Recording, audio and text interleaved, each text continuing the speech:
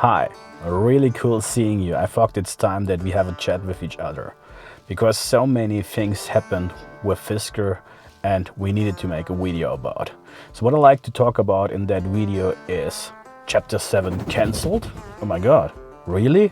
Then I like to talk about the 2.2 update, which is supposed to be on its way.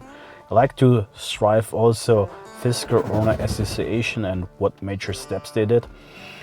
I like to remind you on the deadline for the proof of claim.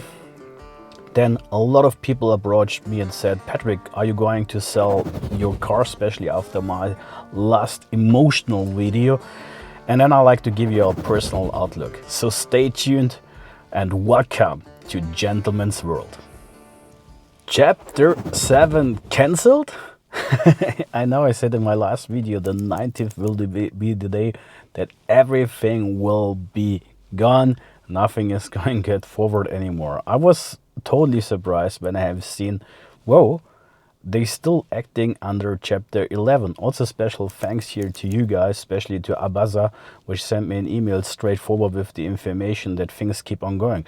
But how this happened and what does it mean for you guys, for everybody? Well, first of all, we have to say thanks to the NHTSA and the car owners, especially, which went to court in front on the behalf, or say FOA, the Fisker Owner Association, went with an advocate in front and fighted for us that we getting all the issues fixed with the car, that the water pumps should be replaced, that we getting the necessary OTA updates, that our car, or the updates on our cars, that they still keep on running.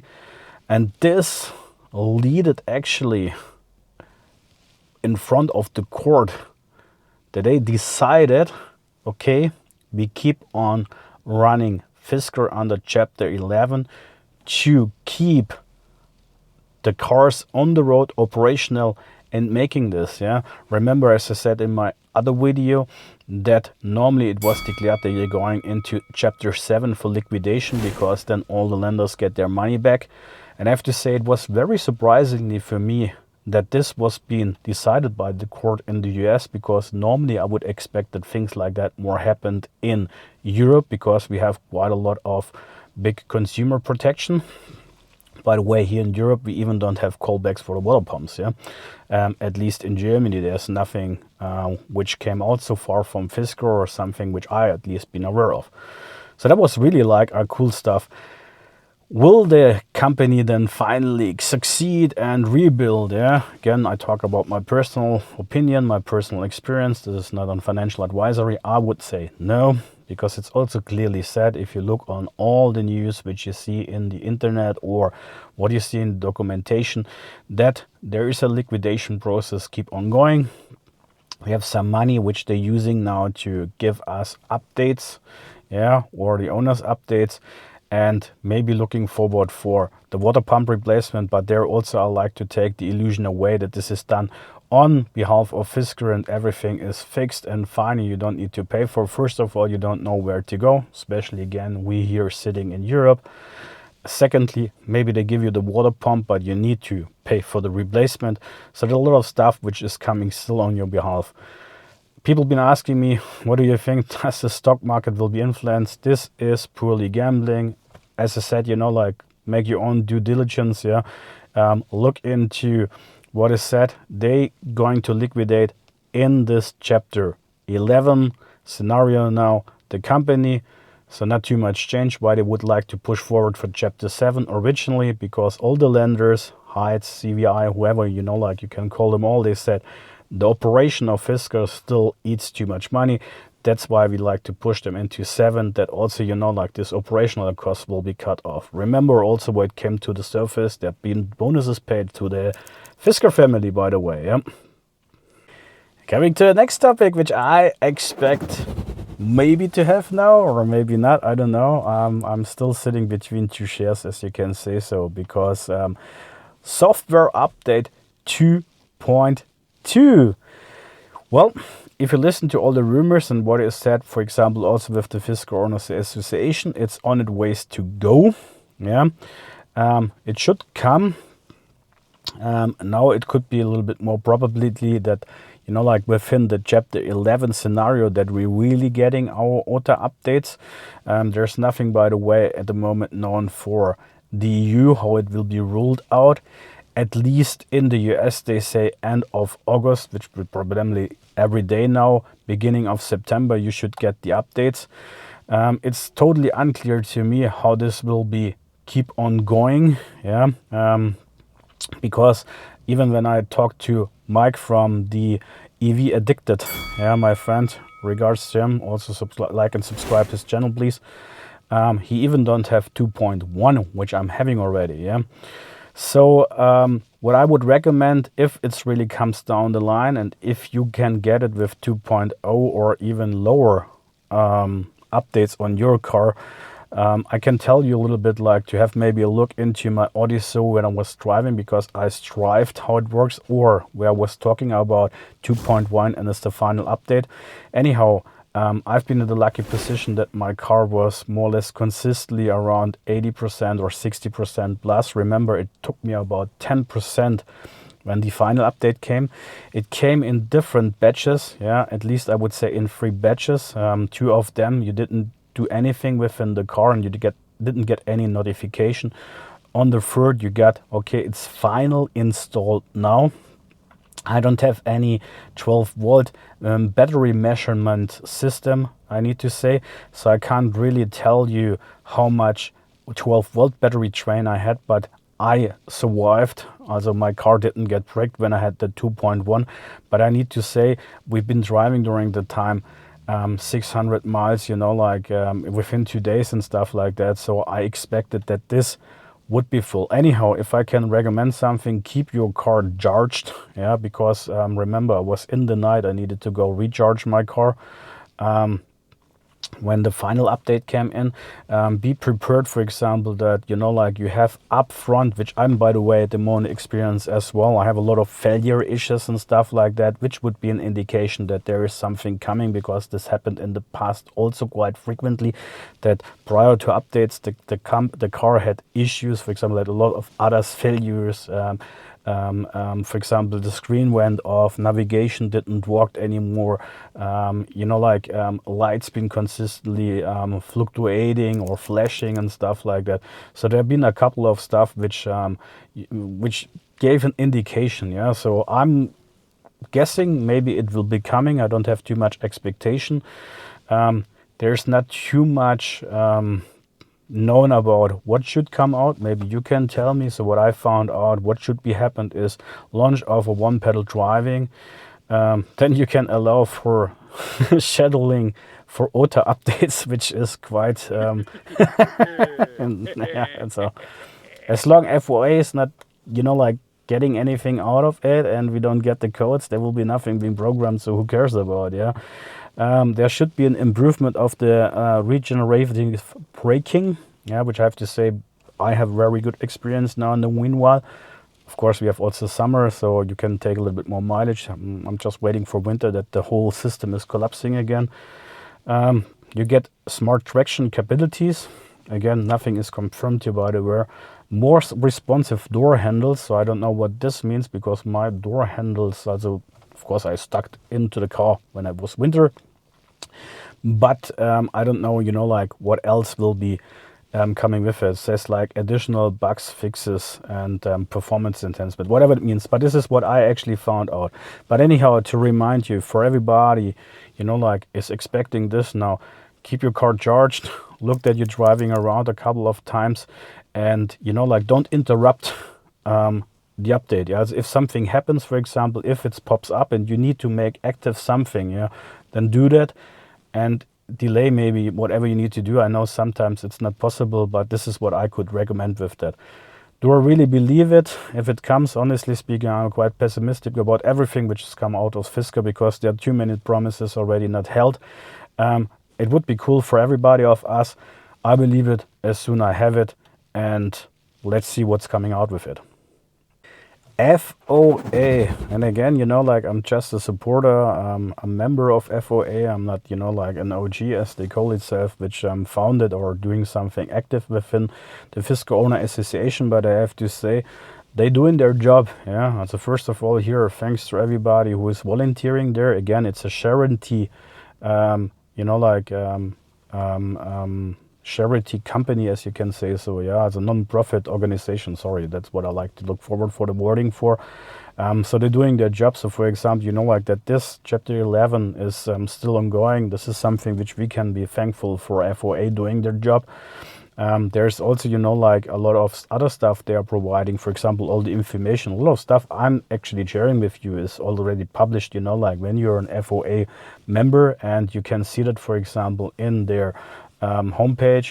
They're publishing a lot of stuff here, so really great what they're doing. Also, surprisingly, they came up with now a key fob solution and 2 NFC cards, and I have to say that's a pretty good offer, especially for those seeking, you know, like for having a second key fob. Yeah. And I have to say it comes between $300 to $300. This is what they expected. I have to say originally, because I ordered originally, it was possible. You remember, I have the car now 14 months more or less, for 300 euros also, which would be approximately during the time also $330, but just one key fob. And Fisker never supplied. At least I got my money back. This is, I need to say, yeah, but I needed to push for it for a long time. So I have to say, for me, it's a very reasonable price. I think everybody and a lot of people are looking forward to order that, so don't miss this out, because, you know, like as more key fobs it get ordered, as cheaper it's getting for everybody. I would go down the line with FOA. They program that also for you. They just don't know if this can be delivered to you, or do you need to go somewhere and collect it.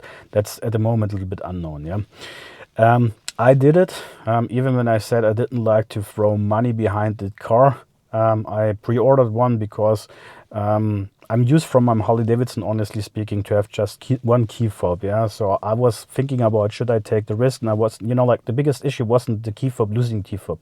I never lost a key fob. Yeah, so therefore I was really thinking about, do I need one? But the problem is the liability of the car, yeah, and the liability of the key fob. Because when you look on my key fob, yeah, I can show it maybe in the camera.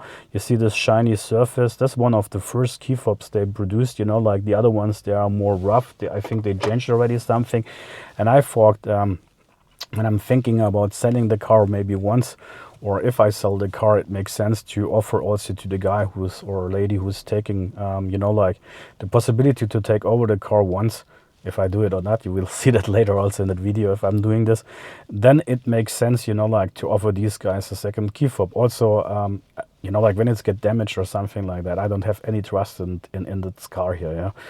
Also, what FOA is working on is a lot of stuff. For example, people having issues with air vents, as you may be aware of. The provider of the air vents, the supplier, is already out of business. So they're looking forward if there are air vents, for example, with the technicians or somewhere to find. They look for alternatives. This is something which they're working on. They have air filters, for example, which is quite cheap, which they can get now, which is pretty good, by the way. I think it's like $10-12. I think it will be in the resale normally 20-25, something like that. That's pretty cool. They have also, you know, like for the pads for the brakes, they found now a supplier which you can look forward to, and I think those are necessary parts which we all having. Yeah. Again, you know, like what is my opinion how these things, owning a car, will be the future. This is what you're seeing at the end of the video for sure. But I have to say here, I'm very thankful that there's an organization at least supporting you. And again, I don't know, a lot of people, especially in the German region, ich hoffe, ihr würdet auch alle mal gerne bei dem FOE mitmachen, weil es gibt ganz wenige Deutsche, die da mitmachen. I just said to my German speaking friends, I would be happy if they would be also joining, because they're just a tiny bunch of people from the German-speaking countries participated in the FOA. And I have to say, I don't know why, because it's a charity organization. Of course, you can donate something, and it makes sense doing this. But at the end, you know, like it's better than be there for charity and having nothing. Yeah, because if you like to get your car maintenance, it's always good to have somebody to talk to. This leads me also in the next thing which you need to be aware of, yeah, deadline for proof of claim, yeah. So there is still an address. I will link it also down below into the description of my video. Don't miss out that you like prove your claim, yeah. Because why it's so important, I don't expect that we owners or anybody like gets, yeah, as an owner is anything getting out of it. I think you should do it when you're an investor. For sure, maybe there's also something, I hear there's an SEC investigation, but it's not too much known about, yeah. Just know that the Fisker family was selling for about 20 million their stocks on the height of the stock market prices, which, by the way, like, I don't like to comment on that, yeah. And so sometimes it's normal that people also, like, taking out of their investment even when everything runs smooth, yeah. Normally you can say if somebody is selling his shares, then he knows something, but like, imagine you build up a company and then you like to have cash out of it. I think it's also like something which is standardized. Anyhow, so that what I like to say is I don't think that you as an owner get something out of it. Remember, like the package which was given to us owners, yeah, with the $1,000 gift card for our EV charging and stuff like that. Forget about all this, yeah. But I think why it's important is really that we get access to telecom that they're providing this. Maybe TomTom is going to further provide on this car and not just switching off, because they're also owning, I think, the surface. Yeah, so imagine, like, you would not have any navigation. I know a lot of people using maybe also something which they stick to their front screen, like using their mobile device, using Waze, whatever, like, I understand this, yeah, but for me, honestly speaking, I don't need a big screen and, like, a new car and then put something into my car. Also for me, I use the TomTom in Europe is also very reliable. So therefore, it's important that you also make your proof of claim. And I would recommend to do this, but of course, it's up to you doing this. Yeah, we touched quite often base on it already, and a lot of people been approaching me. Patrick, you've been so emotional. You feel so scammed and screwed in the whole scenario. Are you selling your car? It's a tough question to answer, yeah. And so I tell you a little bit, like, maybe on the backstory here as well. Remember, I ordered the car more or less now 2 years ago, paid within 1 week 5K in advance, didn't do anything, just the big promises, yeah. I bought the car because I really liked the idea of owning an EV, because we had also some subsidizers within Germany, like tax advantages you're having in the US. And also, like, I like also if you can, for example, be more independent. So for example, you can buy solar panels, and then you can fulfill your car with your own electricity, so it makes you independent. Apologize. So also what I missed out is, and I was owning every 3 years, like, different cars, especially also due to the fact that I had always company cars. I like the idea that you get this service, like, so I was not just buying the car, which had a lot of advantages, which I loved. The design was one of it, the power, like, which been promised, yeah. Surprisingly, it didn't went up to 250 kilometers per hour. So just 210, I think 160 miles or something like that, maximum speed, because normally I expected. Anyhow, it's a long story. I didn't buy in too much also, like California mode and stuff like that. I said the design is really cool. It's a reliable car. It's produced by Magna. All these things, like, the ideas, yeah. I didn't, like, follow it up with the taco trays. I don't use them or something like that. It was the range was very something which was very important to me. Just talking about the car now. And the design and, like, the space also for my family, stuff like that. So driving the car is still okay, but I have to say I feel, as I said, scammed, because we paid a lot, like, I just picked up my car and then, like, 2-3 months later, like, was deducted in pricing already by 15K. Then, like, it went down and down and down. We got promises. I had so many issues with the car, and I think just as a long-time owner, you understand how difficult this is, like, if you paid, for example, now just 40K for the car, maybe you say, okay, it's fine to, like, keep the car alive or keep it going. Yeah, I even switched, like, my company car into an you know, like that I get the money paid out. Yeah, so I gave away my company car to get my car loans paid out. Yeah, so you know, like this is my first car. So okay, don't like to spend more time on that anymore. Do I sell the car? Yes or no? At the moment, I don't sell it. This is my first car I'm using. I'm not feeling comfortable with the car. I'm honest with you, because you know, like we had a lot of issues. Yeah, it still makes fun at the moment. Everything is more or less fine between all the failures you're getting as you're peeping now. I'm just standing, you know, like I don't do anything. You see here, it's no failure from the front camera. Nothing happened. Yeah. And stuff like that, not giving too much confidence. But I have to say, you know, like in the summertime, range is acceptable and stuff like that works fine. So, and also I expected that the car will lose about 30% of its values yearly. Yeah. So talking about into 2 years, I would also expect that the car would be worth maybe like a 35K, not as it is now 15 to 20K. Anyhow, as long I don't need to have a major issue and don't need to pay for the car. Yeah. Also, for example, as I said in my, previous email, for example, if Telecom or whatever TomTom likes to have service fees, which could be easily up to 300-400 euros, we don't know yet. I keep the car, yeah, and I keep you also posted, because I think this is one of the longest tracked cars ever on the road. And I think it also gives everybody who's interested in that, and as I said also in another video of mine already, you know, like what could be the issue, what could break. For example, you know, like I have a lot of vibration noise now in the front, but this could be also happened when I was in March in service. The last time I seen somebody from Fisker, by the way, I talked to somebody really. It's a vibration on a certain speed and stuff like that, but I think we can now see really what happened with the car subliminally, you know, like how really on the long run this is going. This is what I like to share with you. Again, it would be, if it would be leading into any further, you know, like extra cost, then I would like to, you know, like pass it out. I lost already so much money, I don't like to spend, you know, like another 5,000-6,000 euros or maybe 3,000 euros per day to the car. It makes no sense for me at all. And this brings me also to the next topic when we're talking about further, you know, like development, how I see it. I think to own a Fisker Ocean will be something which will be costly, because imagine, you know, like even when we have Fisker Owner Association, the parts needs to get paid for. Yeah, then we don't have too many mass production of the car.